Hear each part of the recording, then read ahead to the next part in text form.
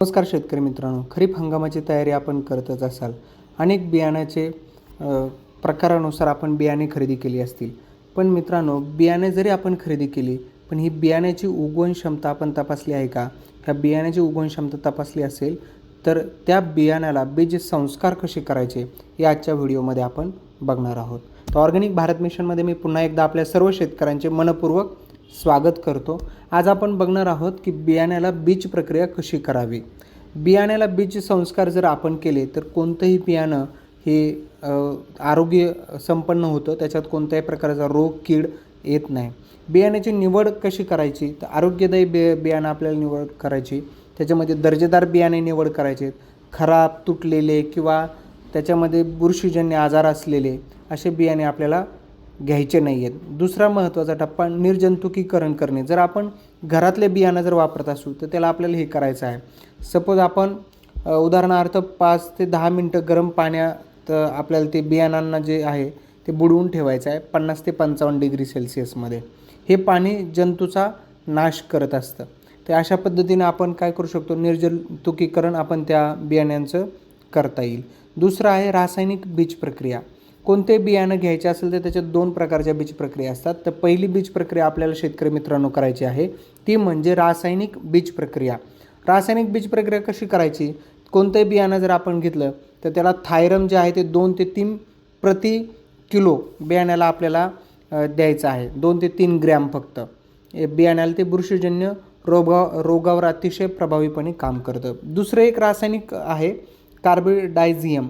कार्बेडायझियम हे असे एक बुरशीजन्य आजारासाठी काम करतं की 1 ते 2 ग्रॅम ते प्रति किलो बियाण्याला आपल्याला त्याला चोळणी करायची आहे त्याची.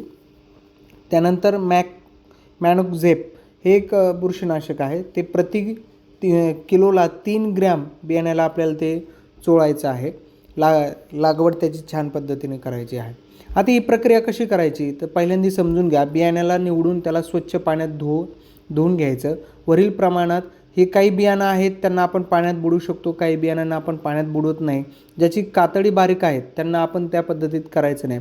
वरील प्रमाणात रासायनिक द्रव्य जे आहेत ते आपल्याला ती घ्यायचे आहेत. एका पाण्याचा थोडासा द्रव तयार करायचा आहे आपल्याला. त्याला एका वाटीमध्ये तयार करा किंवा एका भांड्यामध्ये आपल्याला तयार करा. बियाणा जो आहे त्या बियाण्यावर हा द्रव जो आहे तो छान पद्धतीनं मिक्स करायचा आहे, मिसळायचा आहे, त्याला कोटिंग करायचं आहे. बियाण्याच्या हे सगळं कोटिंग झालं बियाण्याला आपल्याला त्याला सावलीमध्ये वाळवायचं आहे. त्याच्यानंतर दुसरी बीज प्रक्रिया करायची आहे. ही झाल्याच्यानंतर, ही सुकल्याच्यानंतर आपल्याला जैविक बीज प्रक्रिया करता येते. याच्यामध्ये एक आणखी आहे, जर तुम्ही रासायनिक बीज प्रक्रिया आधी करून जरी ठेवली असेल तरी चालतं. आणि जैविक जी बीज प्रक्रिया आहे ती जेव्हा तुम्हाला बियाणं लागवड करायची आहे त्यावेळेसुद्धा तुम्ही याची बीज प्रक्रिया करता येते. त्याच्यामध्ये सगळ्यात महत्त्वाचा आहे जो ट्रायकोडर्मा आपल्याला करायचा असेल तर 5 ते 10 ग्रॅम प्रति किलो बियाण्याला आपल्याला ट्रायकोडर्मा घ्यायचा आहे.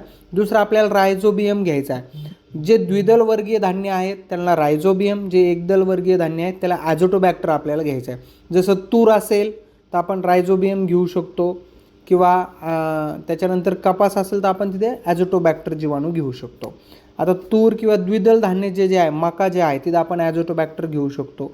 अशा पद्धतीनं प्रति 1 किलो बियाण्याला आपल्याला 10 ग्रॅम ही जैविक बीज प्रक्रिया करून त्याचं कोटिंग करून आपल्याला 2 मिनटं सावलीत त्याला सुकवायचं आहे आणि त्यानंतर लगेच आपण त्याची बीज प्रक्रिया करून घ्यायची आहे.